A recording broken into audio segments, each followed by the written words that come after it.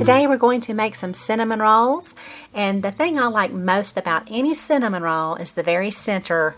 The center has all of the good filling, and the ratio of bread to filling to the icing is always just so good. I don't like a real bready cinnamon roll, so if you're looking for something that's like more like a bun or bready, this is not the recipe for you, but I think it's absolutely delicious.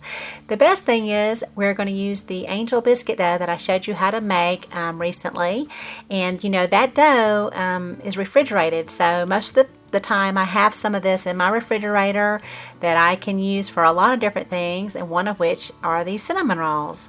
So I'll leave a link to that recipe if you happen to miss it. Now I'll leave the ingredients right here if you'd like to jot them down. If you want to copy them to your computer, I'll leave a list in the description area below the video. So let's go ahead and get started. We're going to make our filling.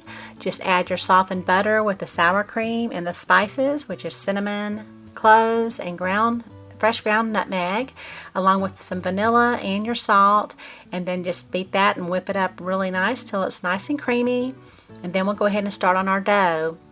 Okay, so I measured out the dough, and it came in at around a pound, and I want to say that was about 1/3 to 1/2 of the recipe of the original dough mixture.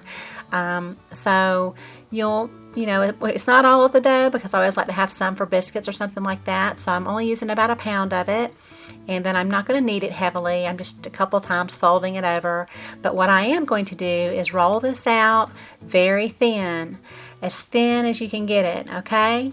So I like to flour my surface pretty well when I do this, and I also like to keep my rolling pin floured as I go along. And then just kind of flip it around so that we can get it really thin, okay? I tend to make my dough a little bit more on the wet side rather than the dry side because it's a lot easier for me to manage that. If it's a little bit wet, I can always add a little more flour, you see. Then if it's too dry, it's kind of hard to get it manageable again. So roll it out as thin as you can, and now we'll put our filling on it, and you'll just smooth that out into a thin layer. And then we'll add our chopped nuts, which of course that's optional. And now we're going to roll it up. So just start with a really tight, small roll. We want to go as small and as tight as we can. Okay, and we're going to go ahead and put this in a cast iron skillet. I would recommend that you put them in a cast iron skillet because of the way they rise up, and it really makes the bottom nice and sweet, because a lot of that filling is kind of going to cook on the bottom as well, and it almost turns out to be like a candy on the bottom, like caramel kind of.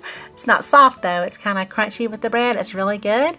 So I ended up with about 14 cinnamon rolls, and you want to space them about 1/2 inch apart, and your oven should be preheated at around 400 degrees Fahrenheit, and you'll put that on your center rack in your oven, and we're going to cook them for about 25 to 30 minutes. Meanwhile, you can go ahead and get your glaze ready.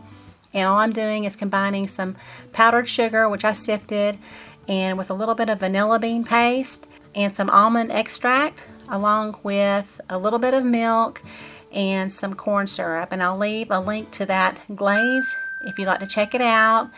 So for this glaze, I only added about 1 teaspoon of corn syrup, and I think I put about 2 for the cookies because I really wanted it to harden on the cookies, and I don't really care if it hardens too much on the cinnamon rolls. I think I went at least 25 minutes until they were nice and brown. Don't be scared of letting these get a little bit brown because they're still going to be very moist on the inside with all that filling, and they'll be nice on the bottom as well. And then you can just turn those out into a platter, and then you'll also turn those out again onto some parchment paper. And then you'll want to separate them because now we can glaze them. So while they're warm, go ahead and put your first coating of glaze. You'll just want to put half of it on, and then let that soak in and kind of melt, and then go ahead and add your second coating of glaze. Okay, and now they're ready. Now I made these after my family went to bed, so I went ahead and ate a couple of them, but then I had all those left over, so I'll show you how we're going to warm them up for the next day. And they're nice and soft and just so yummy, just like the center of a cinnamon roll. Okay, so let me go ahead and show you how we're going to store those for the next day.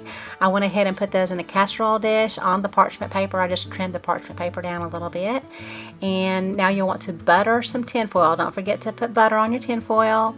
and we are going to just heat those up, kind of put a loose covering of foil on it, and I heated it up in the toaster oven for about 10 minutes on 400 degrees, and they were just nice and soft. The next day they were really yummy, and there's the bottom. You can see how that is, and we dug in again.